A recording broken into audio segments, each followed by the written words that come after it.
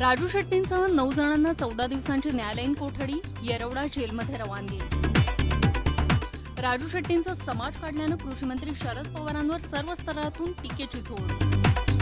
लक्षदिव्यांच्या प्रकाशात भारावला असं म्हणतं। संध्याकाळी 8:30 वाजेपर्यंत लक्ष्मीपूजनाचा उत्साह। मुहूर्ताच्या ट्रेडिंगसाठी शेअर बाजारात सुद्धा उत्साह। संध्याकाळी 3:45ला मुहूर्ताचं ट्रेडिंग। बॉक्स ऑफिसवर डबल धमाका। शाहरुखच्या जब तक है जानचा शानदार प्रीमियर। अजय देवगणचं सन ऑफ सरदार सुद्धा आज प्रदर्शित। राखी सावंतची दिग्विजय सिंगांविरोधात गोरेगाव पोलिसात तक्रार। दिग्विजय सिंगांनी माफी मागण्याचीही राखीची मागणी। आता बातमी विस्तारानं।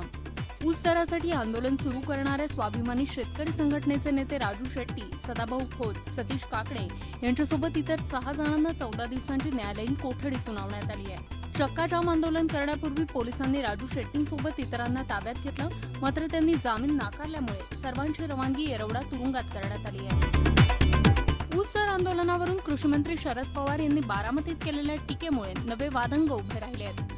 बारामतीत शेट्टींच्या आंदोलनावर बोलताना पवारांनी त्यांचा समाज काढला। विशेष म्हणजे काही वेळा शेट्टींना त्यांनी एकेरीही संबोधलं। त्यामुळे शरद पवारांवर सर्व स्तरातून टीकेची झोड उठली आहे। देशभरात आज नरक चतुर्दशी तसंच लक्ष्मीपूजनाचा उत्साह आहे। दिवाळीची सुरुवात जरी वसुबारसपासून होत असली तरी दिवाळीतील आजच्या दिवसाला सर्वात जास्त महत्त्व आहे। आज व्यापाऱ्यांसोबतच सर्व घरांमध्ये संध्याकाळी लक्ष्मीपूजन होईल। व्यापारी आज आपल्या नव्या खतावण्यांची पूजा करतात, तर संध्याकाळच्या वेळेला शास्त्रानुसार लक्ष्मीपूजन झाल्यानंतर फटाक्यांची आतषबाजी पाहायला मिळते। लक्ष्मीपूजनाच्या निमित्तानं परंपरेनुसार आज शेअर बाजारात मुहूर्ताच्या ट्रेडिंगचा उत्साह असणार आहे। दुपारी 4:45 ते 5 वाजेपर्यंत मुहूर्ताचं विशेष सत्र होईल। संवत 2069 मध्ये सेन्सेक्सनं 9% तर निफ्टीनं 11% परतावा दिला आहे। बॉक्स ऑफिसवर आज डबल धमाका पाहायला मिळेल, कारण अभिनेता शाहरुख खानचा चित्रपट जब तक है जान आणि अजय देवगणचा सन ऑफ सरदार आज प्रदर्शित होतोय। शाहरुखच्या जब तक है जानचा शानदार प्रीमियर सोमवारी पार पडला।